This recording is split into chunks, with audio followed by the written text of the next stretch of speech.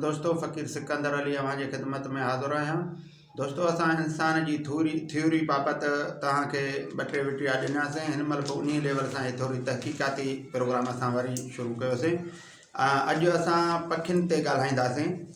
जीअं सिरण आहे जंहिंखे बांज़ बि चइबो आहे, उहो माना 1,000 फुटनि ते मथे उॾरे थो ऐं उॾरण हूंदे बि उतां जे पंहिंजे शिकार खे हासिलु करण लाइ 1,000 फुट मथे हूंदे बि हेठि शिकार खे हुन जूं अखियूं एतिरियूं तेज़ हूंदियूं आहिनि जो दूरबीनी खां ख़ुर्दबीनी खां वधीक तेज़ हूंदियूं आहिनि जो हेठि ज़मीन जे तह ताईं हू ॾिसी सघे थो।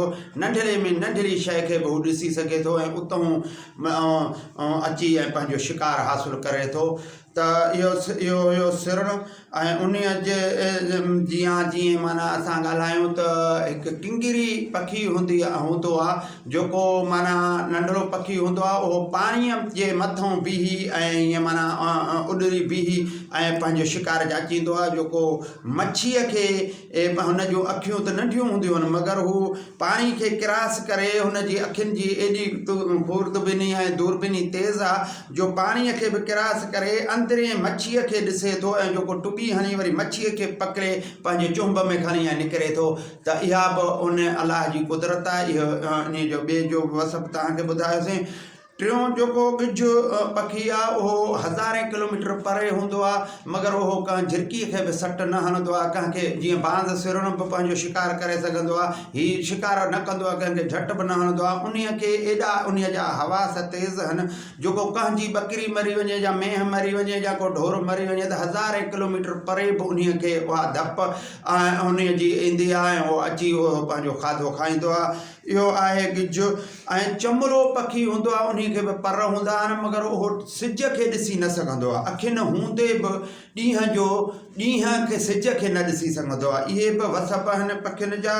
ऐं कुकल मुर्गी जंहिंखे असां चऊं था, जंहिंखे कुकल चऊं था, इहो पखी आहे जंहिंखे पर हूंदे बि उहो उॾरी नथो सघे। जीअं उठ पखी आहे उहो बि उॾरी नथो सघे, ईअं काफ़ी झंगली कुकल बि आहे, उहो नथो घणो उॾरी सघे। ईअं काफ़ी माना पखी मुख़्तलिफ़ आहिनि वग़ैरह वग़ैरह, जिन जे माना तव्हांखे ख़सलतूं ऐं वसफ़ ॿुधाईंदो हलां।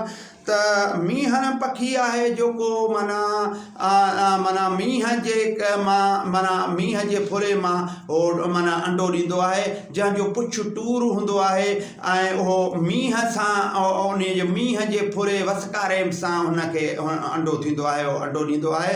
ऐं ॿियो पखी कोयल आहे, उहो बि माना मींहं जे पाणीअ जे लेवल सां उहो अंडो ॾींदो आहे। ऐं कोयल पंहिंजो अंडो वञी वरी कां जे अंडनि सां मिलाईंदो आहे, उतां हुनखे थींदो आहे। अहिड़े लेवल सां मां तव्हांखे ॿुधाईंदो हलां त मोर पखी खे बि ड्रेल जे लेवल सां हू अंडा ॾेई सघे थो, जो ड्रेल हुनखे अंडा ॾींदो आहे। ऐं ॿी ॿोड़ी झिरकियुनि में बि क़िस्म आहिनि। मां तव्हांखे ॿुधाईंदो हलां त हिकिड़े माना इहे असांजे पन ॾीर में हिकिड़े खुॾियूं ठाहींदा आहिनि। हिकिड़ी झिरकी खुॾी ठाहींदो आहे 2 माना सुराखनि वारो, ऐं हिकिड़ी वरी अञा ॿी बि झिरकी आहे, उहा थोरी उनखे फिका बि माना गले में निशान हूंदा आहिनि, जंहिंखे ॿोरी झिरकी बि चई सघिजे थो।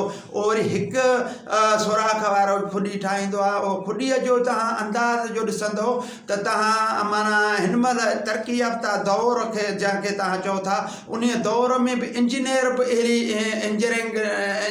बि अहिड़ी खुॾी तयारु नथो करे सघे। इंसान अशरफुल मख़लूक़ात पाण खे सराए थो, मगर उन खुॾीअ जो अंदाज़ अहिड़ो आहे जो को बि उहो खुॾी ठाहे नथो सघे।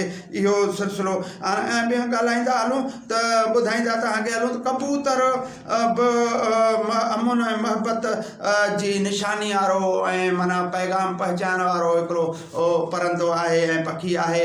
ऐं कबूतर माना सुहिणो हसीन ख़ूबसूरत बि आहे। ऐं उन जो बि तव्हांखे ॿुधाईंदो हलां, जेकॾहिं कबूतर खे तव्हां धारियो था ऐं उन जो कबूतर जो माना जेको चुगाइण वारो माउ या पीउ माना को मरी वञे या को उॾिरियो हलियो वञे त उन जे कबूतर जे बचे खे माना ॿियो को कबूतर न चुगाए त उन खे तव्हां पाण बि चुगाए सघो था।